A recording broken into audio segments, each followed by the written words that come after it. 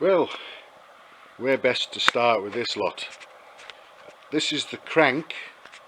Conrod, I've got another one here that I'll mention in a moment, but flywheel, big end, Conrod, the other flywheel, crank pin, and a piston there. These are all from an engine I actually recently rebuilt, and it's been, shall we say, a little bit troublesome for the owner, this one. First of all, I think he himself rebuilt it with a rebore and a new piston. Then the big end went. Then he brought it to me. I fitted a new big end, and then we had that incident of the circlip coming out of the piston and spoiling the cylinder barrel. So I replaced the cylinder barrel and the piston with another one, rebuilt it again, and off he went. And bear in mind that when I rebuilt it to replace the big end, I checked every oil way throughout the engine and blew them through with an airline, made sure everything was clean and clear and so on, and no problem there. And somehow the big end, that's the new bush that I fitted about 50 miles ago, has failed on him. And so I've got all these pieces here and I'm looking at them, and I'm going to go through everything very, very carefully and see if I can find out why.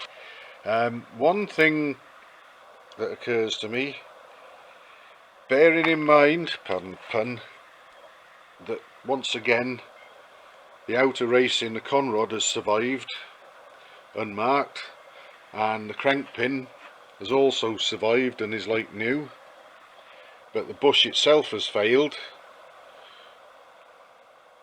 Brings my attention very closely to the bush and whether it's been made as well as it should have been, or is of suitable materials. Who can say? All I know is that when I fitted it, it fitted nicely on the crank pin and it fitted nicely inside the big end of the Conrod. I oiled everything up, put it all together, and the owner tells me it's taken about 50 miles to come out looking like this. We've got some shavings there as well off it, and there's a bit on the flywheel. What I'm starting to wonder is, although the oil pumps and everything are in first class condition, I know I checked everything, and the oil pump, drive worm, drive spindle, the lot, there was nothing in there to worry about. I put a new filter in, everything and anything was checked and deemed good. But it occurred to me that perhaps, just perhaps, maybe this floating bush was possibly actually a little wider than it should have been, and when it's been on the crank pin between the two thrust washers, perhaps there hasn't actually been enough clearance at the sides to allow a good flow of oil through. So that's something to consider. Now, what I suggested to the owner was that he try and get a new old stock Redditch made floating bush, and that's what he tried to do, but this is what came back. Now I'm going to put the camera down and open this. Somehow this doesn't really look like 1950s sort of Redditch Royal Enfield packaging. Let's see what we've got, shall we? I'll just pop the camera down here for a moment and get this out.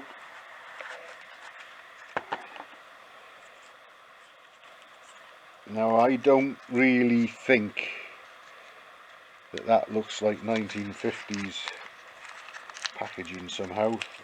I'd expect greased brown paper at least, and perhaps preservative of some kind smeared all over the bush. But anyway, let's see what we got.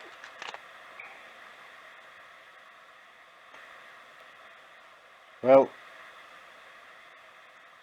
I've got to say, I noticed straight away that it's a different colour. This is a more almost sort of silvery gold colour than the out and out sort of bright silver colour that this one was. So perhaps that might suggest that it was made somewhere else or is made of different materials. Anyway, the next thing I'm going to do is I'm going to try it on the crank pin. Well, there it is on the crank pin, and I want to get the other thrust washer, place that on there and just see whether the floating bush can actually spin fairly freely between them. I'm going to make a few checks. Also, the owners asked me to change the conrod as well, so even though I checked this one, possibly some will remember I had it in the set up in the lathe and I was checking it against the cross slide and it was straight. No problems with that, but here's another one just to rule out any possible defects in that one that haven't been noticed. I've already measured the width of the big end eye and that's the same, so I really don't know what else I can look for, but hopefully perhaps this will prove a better fit between the thrust washers with a little bit more side clearance, or maybe it might turn out to just be made of better stuff. So I'm going to look into all that, and we'll pick up when I've got something of interest, hopefully, to point out and discuss. Right, just to add to what I already discussed there, I've got the other thrust washer for the crank assembly now, and if I hold it on the crank pin and hold it tight against the shoulder of the big end journal of the crank pin, I can see that I've got a nice amount of side to side float on that new big end floating bush, and look how freely it spins on the crank pin there. That is really nice. So I'm happy with all that. Now let's just check out the fit in this conrod I intend to use.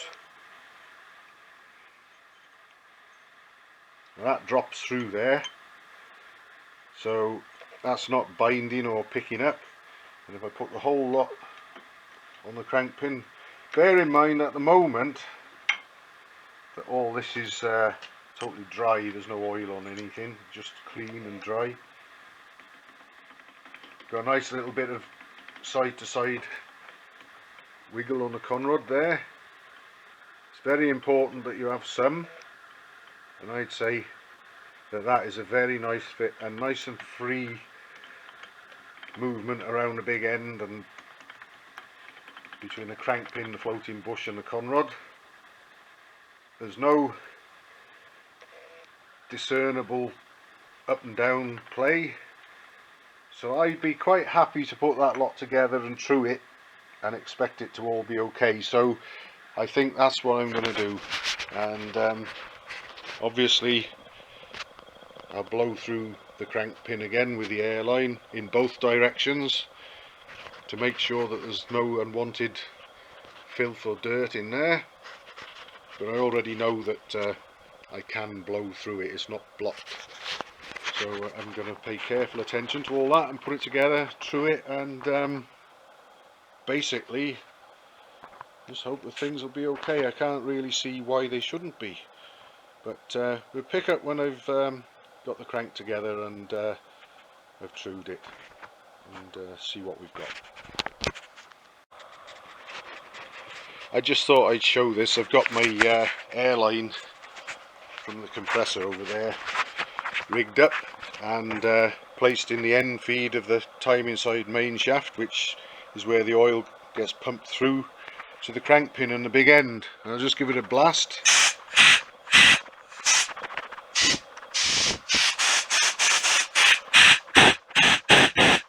And we can see that the compressed air is passing through there nice and easily.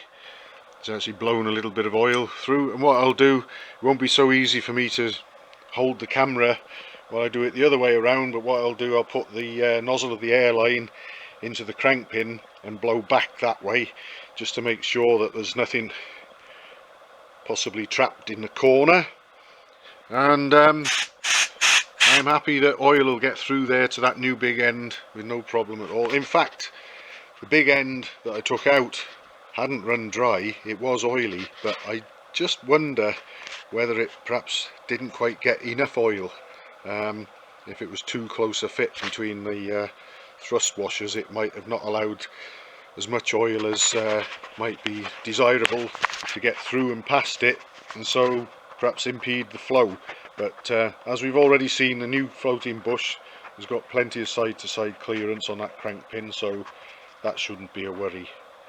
So I'll blow back that way now, and then I'm going to get ready to assemble the crank once more.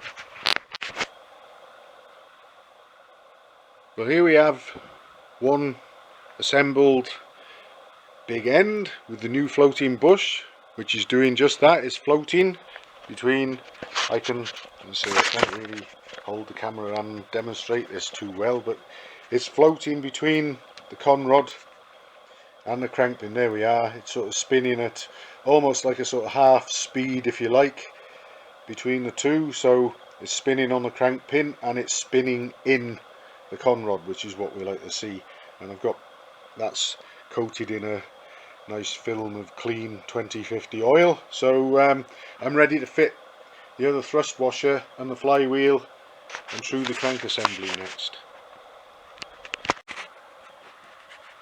I have this crank assembly all put back together again now with the new floating bush, and I've trued it. I've got both gauges reading in thousandths of an inch, and let's give it a spin between centres and see what we got. We got a rise and fall of 1,000th of an inch on that one, and a rise and fall, excuse my shakes, of 1,000th of an inch on that one. And the good news is, I'll swap hands actually, let's see, left hand's steadier. The good news is that both are rising and falling at the same points of rotation. So your 1,000th of an inch, which is perfectly acceptable in its own right, the one, as far as the main bearings are concerned, cancels the other one out. So in real terms, we've got no run out. So my next job will be just to confirm that. I'll put it in the crank cases and spin it between the main bearings and make sure it spins freely. I'm sure it will. And obviously I've got the crank pin nuts, or crank pin nut, done up tightly. I only undid the one on the drive side. That's tightened up as tight as I want to take it, but I've just got to put the little cheese-headed locking screw back in to complete my work on the crank, and then try it in the cases, and hopefully all will be well at last this time. Right, I've got the crank cases of this engine clamped together with my just rebuilt and retrued crank assembly in there with the new big end floating bush, and I haven't even got a gasket between the cases yet. Actually, I've just clamped them together bare, so they would actually probably stand perhaps about 0.5 millimetre further apart than this in shall we say real life. But I can get hold of the end of the timing side main shaft and I can turn a crank. I can turn it right round, but if I let go, let's just step back to show this. There we are, rolling back under its own counterbalance. Turn it the other way between finger and thumb, let go, spin it right round, pass bottom dead centre, let go, spin it right round the other way forwards, pass bottom dead centre, let go. That is one free spinning crank. All the main bearings are in there, and the dreaded spacer that fits between the two inner races on the drive side. I haven't forgotten that, and probably never will again as long as I live.